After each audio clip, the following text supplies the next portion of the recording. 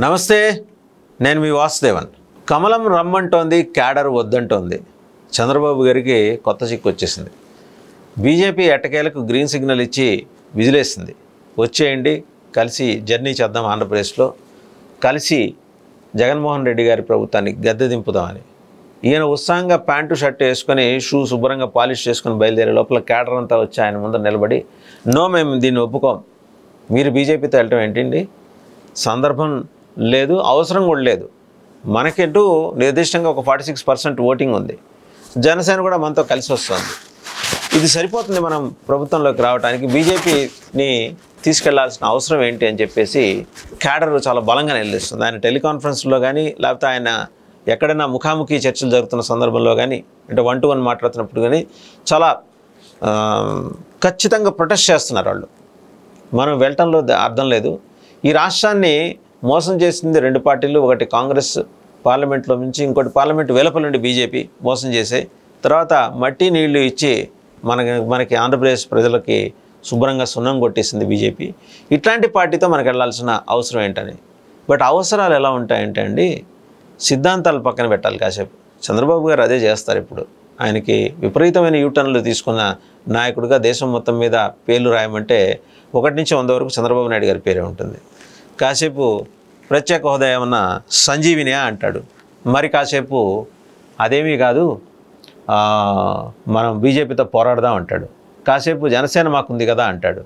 ఈ కన్ఫ్యూషను, గందరగోళం ఇవన్నీ చూసిన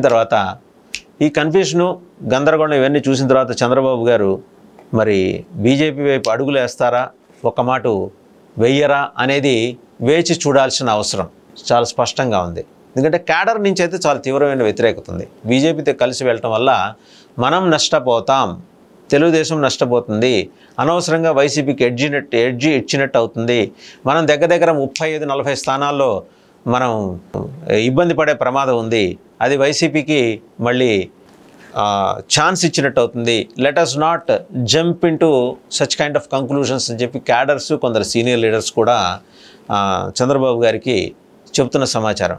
మరోపక్క చంద్రబాబు గారికి ఎదురుతున్న ఇబ్బంది ఏంటంటే, ఇతర పార్టీల నుంచి చిలుము పట్టిన వాళ్ళు, ఓఎల్ఎక్స్, పాత సామానంతా వచ్చి తెలుగుదేశంలో చేరటం, వాళ్ళ వల్ల పార్టీకి రూపాయి ఉపయోగం లేదు. ఇవాళ వాళ్ళు నుంచునే ఓపిక లేదు, కూర్చునే ఓపిక లేదు. వాళ్ళని తీసుకొని పార్టీలో వైసీపీ నుంచి వచ్చారు కాబట్టి తీసుకుందాం, ఇది కరెక్ట్ కాదు, వేరాస్ అని పార్టీ క్యాడర్స్ అంటున్నారు, నేను అంటలేదు, ఇది కరెక్ట్ కాదని పార్టీ క్యాడర్స్ అంటున్నారు. ఇలాంటి వాళ్ళ వల్ల ఉపయోగం ఏంటి? సి రామచంద్రయ్య గారు ఆల్రెడీ ఎమ్మెల్సీ, మళ్ళీ గెలిచినా ఆయన వృద్ధాప్యంలోకి అడుగు పెట్టారు, మళ్ళీ గెలిచినా ఎమ్మెల్సీ ఇస్తారు, మంత్రి ఇవ్వలేరు. ఎందుకు? ఆయన తీసుకొచ్చింది అందరికీ తెలిసిందే. జై భారత్ నేషనల్ పార్టీ పెట్టిన జేడి లక్ష్మీనారాయణ గారికి కౌంటర్గా ఆయన ఈ ప్రయత్నం చేస్తున్నారనేది మనకి అందరికీ అర్థమవుతున్న విషయం.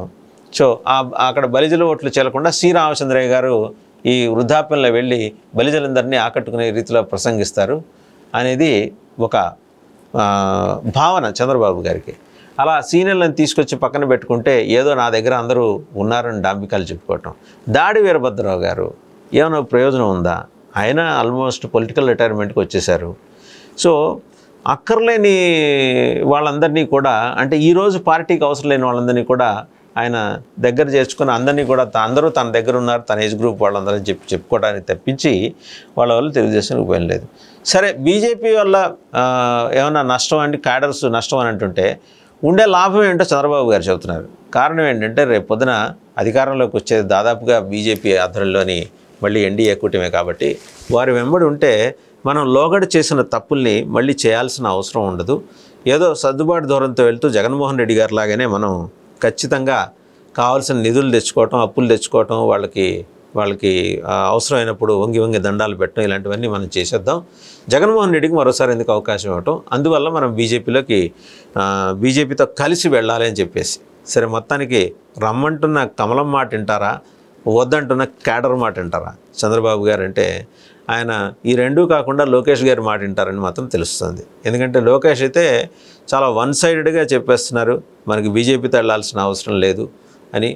మరి మన పర్సంటేజ్ కూడా చాలా బాగుంది, ఇంప్రూవైజ్డ్ వెర్షన్లో ఉంది తెలుగుదేశం పార్టీ. ఈ పరిస్థితుల్లో మనం ప్రయోగాలు చేయాల్సిన అవసరమే ఉంది. సరైన సమయంలో తప్పుడు నిర్ణయాలు తీసుకుంటే ఎన్జీ రంగయ్య గారి లాగా మిగిలిపోతామని చెప్పేసి లోకేష్ గారు ఆయన చంద్రబాబు గారి దగ్గర, తర్వాత ఇంకో ఇద్దరి దగ్గరే, అడిగిన వాళ్ళ దగ్గర, అడగని వారి దగ్గర తన వేదన వ్యక్తం చేస్తున్నారని తెలుస్తుంది. సో ఇదండి మొత్తానికి ఏంటంటే, కమలం రమ్మంటే అటు వెళ్తారా, బీజేపీ క్యాడర్ వద్దంటే ఇటే ఉండిపోతారా జనసేనతో అని.